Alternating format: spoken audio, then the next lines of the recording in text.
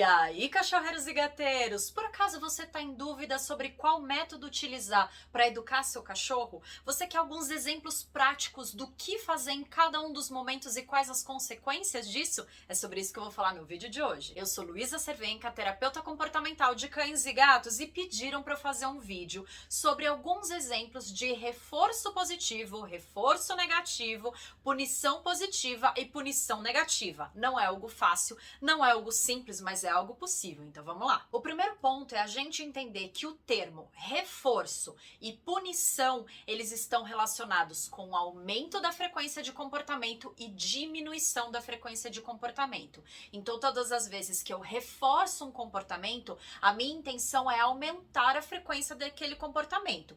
Todas as vezes que eu utilizo punição, eu quero diminuir a frequência daquele comportamento. Quando eu falo de reforço positivo e reforço negativo, eu não estou falando com julgo de valor. Eu não estou falando, é algo muito legal, é algo ruim. Não, eu estou utilizando um sinal matemático. Então, reforço positivo, positivo é mais, então é adição. Então, reforço positivo é algo que eu adiciono para aumentar a frequência daquele comportamento, que vai ser um petisco, um carinho, um muito bem, coisas que o cachorro goste, que seja agradável para ele e que isso vai aumentar a frequência daquele comportamento. Essa é a base da técnica de adestramento positivo. Então, todos os comportamentos que eu quero que o cachorro tenha, eu vou lá e recompenso. O reforço negativo, negativo é sinal de menos, é subtração. Então, para que aumente a frequência de um comportamento, eu vou retirar algo.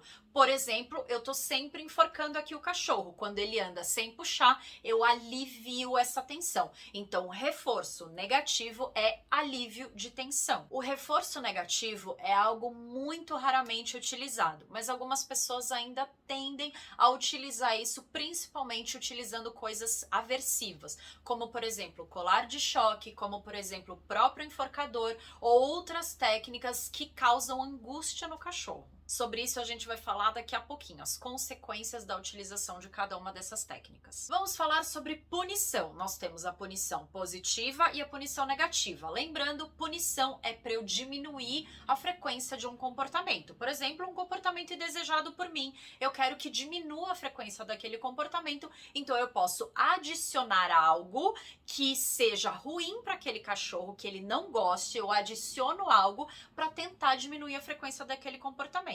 Que é o que a gente mais faz, que não é o indicado. Por exemplo, bater, por exemplo, gritar, por exemplo, dar uma bronca. Então, esses são exemplos de coisas utilizadas para diminuir a frequência do comportamento adicionando algo. Quando eu utilizo a punição negativa, então eu estou retirando algo do cachorro para diminuir a frequência daquele comportamento. Muitas pessoas acreditam que a utilização da punição negativa não gera nenhum mal ao cachorro, o que não é verdade. Então, um exemplo de punição negativa. O cachorro, ele está atacando um outro cachorro porque ele está com um brinquedo, eu vou lá e retiro aquele brinquedo para que aquele comportamento de briga pare. E por que eu tô fazendo esse vídeo? Por dois motivos.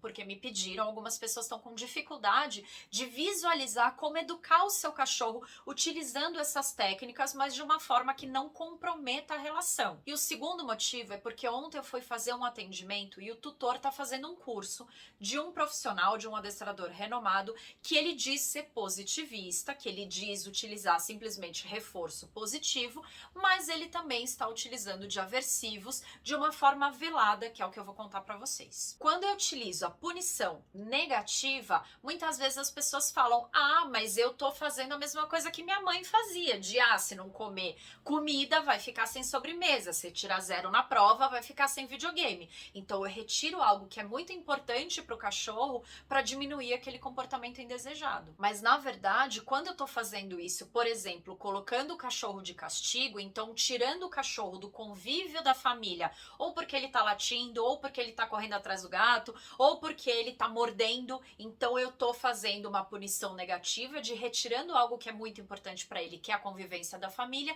e colocando ele de castigo. Mas Luísa, por que isso não funciona? Porque na verdade eu não tô falando pro cachorro, nossa, você tá latindo muito, não pode, vai no cantinho pensar. O cachorro simplesmente tá falando, gente, o que aconteceu? Eu tava aqui latindo, precisando de alguma coisa, solicitando, e simplesmente eu fui colocado de lado e eu só tô aumentando a minha necessidade e não estou sendo atendido, eu não estou sendo compreendido. Isso gera frustração. E uma grande parte da reatividade que os cachorros apresentam pode ser consequência de frustrações sucessivas e da não compreensão das necessidades do cachorro. Ah, Luísa, então quer dizer que todas as vezes que meu cachorro ele precisa comer, ele precisa de um petisco, ele precisa de alguma coisa que não é necessária, eu tenho que supri-lo simplesmente para ele não ter frustração? Não. Isso significa que você pode mudar a atenção dele para algo que seja importante naquele momento. Por exemplo, ele está solicitando um petisco. Por que ele está solicitando aquele petisco? É porque ele está com fome? É porque ele quer fazer algo? É porque... O que está acontecendo? Então, ele está solicitando um petisco, eu posso mudar o foco dele para uma outra atividade muito mais legal. Então, eu não estou utilizando nem de reforço, nem de punição, eu simplesmente estou mudando o foco dele para o que é interessante. Mas, ao ele fazer o comportamento que eu quero, eu estou reforçando. Então, por exemplo, ele tá latindo pro armário porque ele quer petisco. Eu mostro para ele, olha que legal você brincar de roer ou você brincar com tabuleiro. Aí ele vai brincar com tabuleiro. O que eu faço? Muito bem! Aí eu estou reforçando positivamente para aumentar a frequência daquele comportamento desejado por mim. Então, por que eu resolvi fazer esse vídeo? Porque eu fiquei extremamente angustiada quando eu vi esse tutor de ontem, que ele falou claramente, Luiz, eu quero educar meu cachorro baseado no adestramento positivo, mas ele estava utilizando um reforço negativo, porque ele queria ensinar um comportamento para o cachorro, mas ele estava utilizando algo que estava frustrando o cachorro e deixando o cachorro angustiado, sem entender o que o tutor realmente queria. Uma das coisas importantes de ensinar para esse cachorro específico era o deixa. Inclusive, eu já falei aqui em outros momentos sobre a importância de ensinar o deixa. Eu vou deixar no card aqui em cima e também na descrição do vídeo aqui embaixo. O deixa, ele é falado também como treino do não. Eu não gosto de utilizar o não, porque a palavra não a gente fala o tempo inteiro. Deixa é uma palavra muito mais específica. Então, eu não ensino não pro cachorro, eu ensino deixa. Mas isso é uma questão minha, enfim. Cenas dos próximos capítulos. Então, a forma como eu utilizo para ensinar o cachorro a fazer o deixa é oferecendo a minha mão com petisco. Quando ele desiste da minha mão, eu não chamo ele para minha mão. Eu simplesmente deixo a minha mão com petisco. Isso vai chamar a atenção dele. Quando ele desistir da minha mão, eu recompenso com a outra mão. O que eu estou fazendo? Um reforço positivo. Por quê? Eu estou adicionando algo que ele gosta muito, que é um petisco, quando ele acerta o comportamento que eu quero, que é desistir dessa mão. E como que esse tutor estava fazendo com o que ele aprendeu lá naquele curso? Ele deixava o petisco no chão, o cachorro tentava pegar, ele falava não, e colocava a mão entre o petisco e o cachorro. O cachorro tentava de novo, ele não.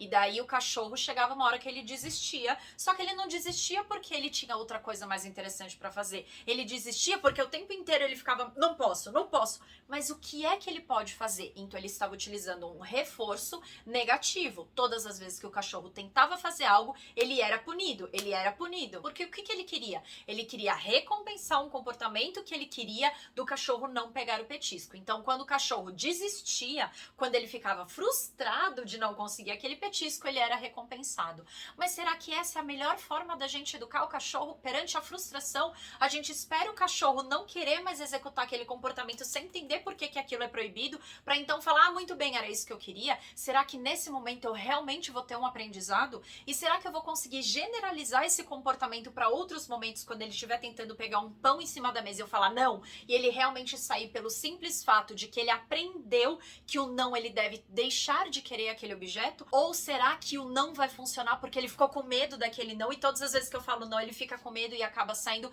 porque eu estou utilizando uma punição positiva? Foi difícil, hein? Falei rápido e foram muitas informações, mas entenda, quando eu falo não, eu estou adicionando uma palavra, então eu estou utilizando de punição positiva. Então, se eu estou utilizando de punição positiva, eu quero diminuir um comportamento. Então, lá naquele exemplo, o que ele quer? Ele quer diminuir o comportamento de tentar pegar o petisco. Só que ao mesmo tempo ele quer fazer um reforço positivo quando o cachorro desistir daquele petisco. Imagina a confusão. Se tá difícil para eu explicar para vocês, imagina a confusão na cabeça do cachorro para entender o que realmente a gente quer. Primeiro ele quer pegar o petisco, a gente fala não, e daí quando ele desiste, quando ele fica frustrado, quando ele fica angustiado, a gente recompensa. O que de fato a gente está recompensando? Por isso é tão difícil a gente escolher um profissional para educar o nosso cachorro, cachorro, e por isso é tão difícil a gente replicar alguns conteúdos que a gente vê na internet dentro da nossa casa com o nosso próprio cachorro, porque a gente precisa seguir uma mesma linha de raciocínio em todos os ensinamentos para o cachorro. Então eu vou utilizar o reforço positivo, que na minha opinião e dentro da ciência que eu sigo é o melhor caminho. Ótimo, eu preciso fazer isso sempre. Se em algum momento eu utilizar uma punição positiva, eu tô mudando o raciocínio ali do cachorro e eu tô perdendo esse cachorro ao longo do aprendizado.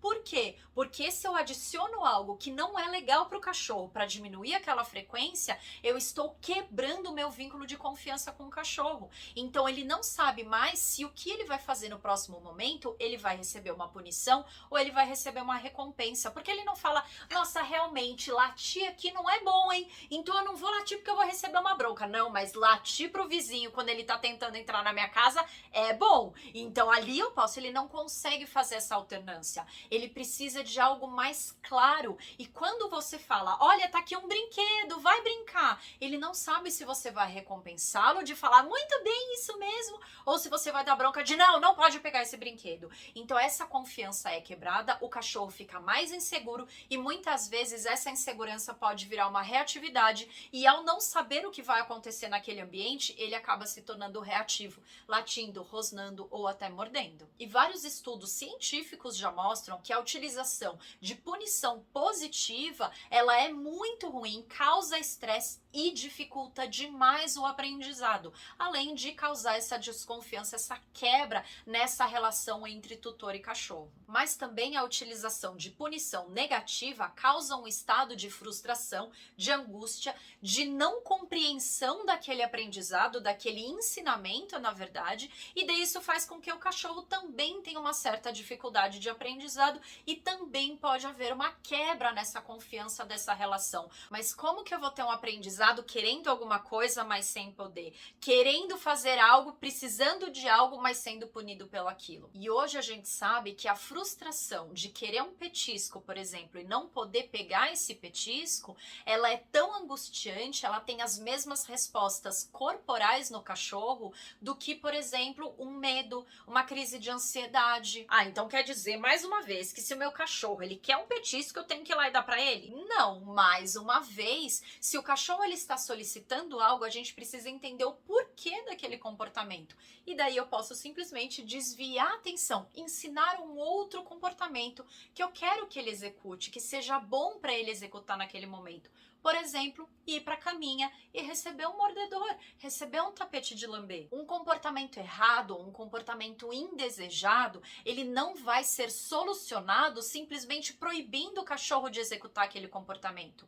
Ele simplesmente vai ser solucionado quando eu der outras opções de comportamento para o cachorro executar. Por exemplo, o cachorro ele tá latindo para visita. Não adianta eu falar cala a boca, cachorro, porque eu tô fazendo o quê? Utilizando de punição positiva. Eu estou adicionando algo que é uma bronca para diminuir a frequência daquele comportamento. Quando, na verdade, o que eu tenho que fazer é mostrar para esse cachorro qual comportamento ele deve executar para se sentir seguro. Por exemplo, ir para a caminha e receber um tapete de lamber. Ou então, simplesmente sentar e se acalmar. Então, ao invés de ficar gritando, esbravejando com o seu cachorro, ensine o que você gostaria que ele fizesse. Ensine quais são os comportamentos desejados.